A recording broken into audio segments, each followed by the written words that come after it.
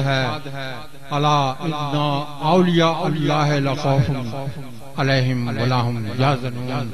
ये सनद है कि ना यहाँ का कोई खौफ व गम है और इन्हें ना वहाँ का कोई खौफ व गम है। ये इज्जत तो फिर ये हुई वह तो इज्जतमंद को चाह।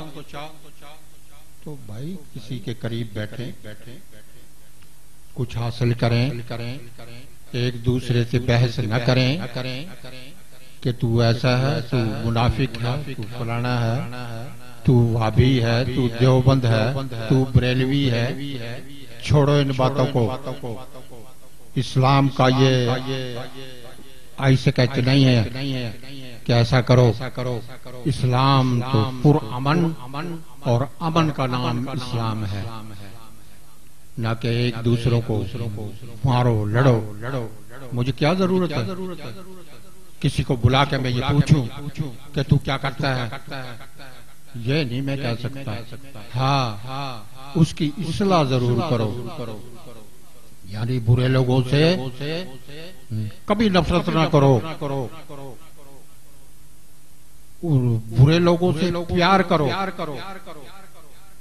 उनके किरदार, उनके अमल से नफरत करो। अगर उनसे नफरत शुरू कर दी तो उनकी इस्लाह कौन करेगा?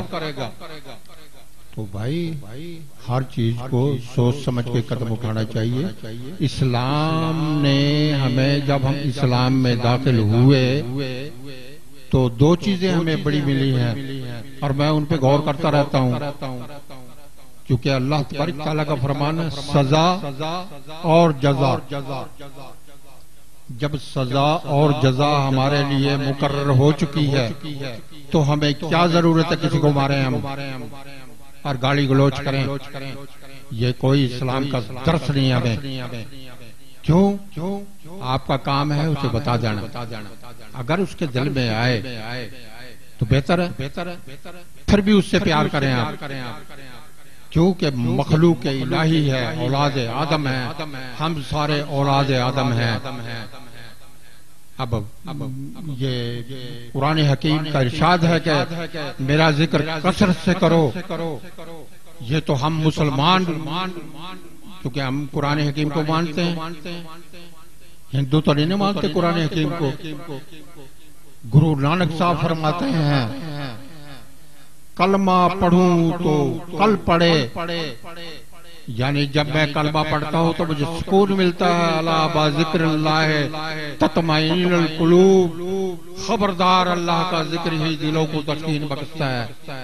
तो उधर गुरु नानक कहता है कि कलमा पढ़ूं तो कल पढ़े, कल कहते हैं चैन को, कलमा पढ़ूं तो कल पढ़े, बिन कल में कल ना। हिंदू कहाँ ते मारियां, मैं मुसलमान भी ना। पांच तंत्र का पुतला अरबाए अनारसा से बना हूं मैं, पांच चीजों से। पंच तंत्र का पुतला नानक मेरा नाम, कि मेरा नाम नानक है, लेकिन उसके अंदाज फिक्र, उसके अंदाज कलाम से ये जाहिर होता है कि वो हिंदू नहीं था, मुसलमान हो चुका था। क्योंकि वो कहता है कि मैं मुसलमान भी ना। किन्हें देखा उन्होंने कि वो मुसलमान कौन लोग होते हैं? अबू बकर सिद्दीक रज़ी अल्लाह तआला अन्हु, उमर फारूक रज़ी अल्लाह अन्हु, जो सूरज की तरफ देख ले तो उल्टा फिरे सूरज डरता हुआ। उन हजरातों का उसने जिक्र किया है कि ये थे वो लोग मुसलमान। लगाता था तू जब नारा तो खैबर तोड़ देता था, लगाता था तू जब नारा तो खैबर तोड़ देता था, हुक्म देता समंदर को तो रास्ता छोड़ देता था। ये थे मुसलमान, बने फिरते हैं। उनके जो गुलाम थे फलक के पेशवा रहे, उनके जो गुलाम थे फलक के पेशवा रहे, उनसे फिरे जहां फिरा आई कमी वकार में। आज हमारा ये हाल है, आप लोगों के सामने है एक मुट्ठी भर यहूदी, पूरे अरब को उन्होंने वक्त डाल रखा है। खुद इसका फैसला कर लें आप लोग कि हम कौन हैं और हमारी हालतें क्या हैं। सजदे कर देते हैं हम इन्हें गैरों को, लेकिन ये शान नहीं थी मुस्लिम की। मुस्लिम ने एक आवाज लगाई और वो जमीन और आसमान कांपना शुरू कर देते थे। ये थे मुसलमान लोग, मुस्लिम। पहले हमें यही पता नहीं कि मुस्लिम कौन होता है। मुस्लिम में लुगत के मायने हैं गुलाम, मातहत, मातई, फरमा बरदार। हमारे सामने है जो हम फरमा बरदारी कर रहे हैं। आप लोगों को पता है कि हमसाये का क्या हकूक हैं। सबको खुला सकते हो, हर का मत खाओ। लुकमाए हलाल इस्तेमाल करने वालों को मदारज नबूवत से एक दर्जा अता किया जाता है। ये भी याद कर लो। जुबानी कलामी नहीं है कि तू आ जा मैं तुझे तिलावत सुना दूं। तिलावत का तुझे पता ही नहीं है कि कुरान हकीम की तिलावत क्या है, उसका अंदाज़े फिक्र क्या है। इसलिए सीधी सादी बात है कि अपने किरदार को सही करो, अपनी इस्लाह करो। हमारे अंदर दो तीन चीजें आइटम मौजूद हैं, नफ्स और हमारे दिल के ऊपर खन्नास बैठा हुआ है। खन्नास ये कुल आऊज़ु बिरब्बिन नास मालिकिन नास इलाहिन नास मिन शर्रिल वसवासिल खन्नास अल्लज़ी युवस्विसु फी सुदूरिन नास मिनल जिन्नति वन नास। याद रखो, हमें यही नहीं पता खन्नास का बैठा हुआ है। हमें यही नहीं पता कि हमारा नफ्स किस जगह पे है। जब हमें किसी के मोर्चे का पता नहीं है और वहां से गुजरेंगे तो वो तो फड़का देगा।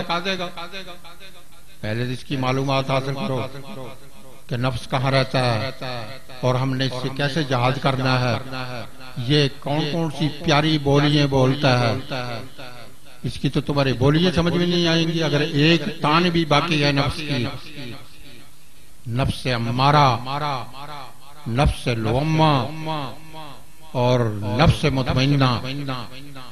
जब ये मुतमइन पे पहुंचता है तो फिर अल्लाह तबारक तआला फरमाते हैं कि मैं तुमसे राजी हो गया हूँ, तुम्हें जन्नत में दाखिल कर दूंगा। मेरा कहने का मकसद ये है, इस पे एक ने बहस की थी, फदखुलू फी इबादी वदखुली जन्नती। जब मैं राजी हो जाऊंगा तो मैं तुम्हें जन्नत में दाखिल कर दूंगा। मैंने कि मौलाना साहब वो हमसे नाराजी कब है, ये मुझे बता दे कि वो नाराजी कब है हमसे। वो तो सबसे राजी है। 18,000 आलम पैदा करने वाला कौन है? पालने वाला, मारने वाला, जिलाने वाला, लेने वाला, देने वाला, जो सब कुछ कर रहा हो उसे कहते हैं परवरदिगार। 18,000 आलम का रब, न कि तेरे कल्ले का है, सिर्फ मुस्लिमीन का नहीं, 18,000 आलम का है। और जो मखलूक है वो उससे प्यार करता है। ये हज्जाज बिन यूसुफ करीबुल मर्ग थे। उनकी वालदा ने कहा, बेटे अब तेरा क्या बनेगा, आखिरी वक्त है। तूने बड़ों बड़ों को कत्ल किया है, किसी को माफ नहीं किया। तेरा नाम लेके औरतों बच्चों को डराया करती थी, तू वो शख्स है, अब तेरा क्या बनेगा। उन्होंने कहा, माँ तू मेरी माँ है। कहने लगा, हाँ क्यों नहीं बेटे, मैं तेरी माँ हूँ।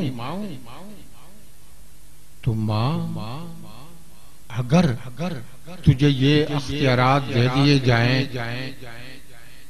जन्नत और दोजख के, तो तू मुझे कहाँ भेजेगी। माँ सोच में पड़ी और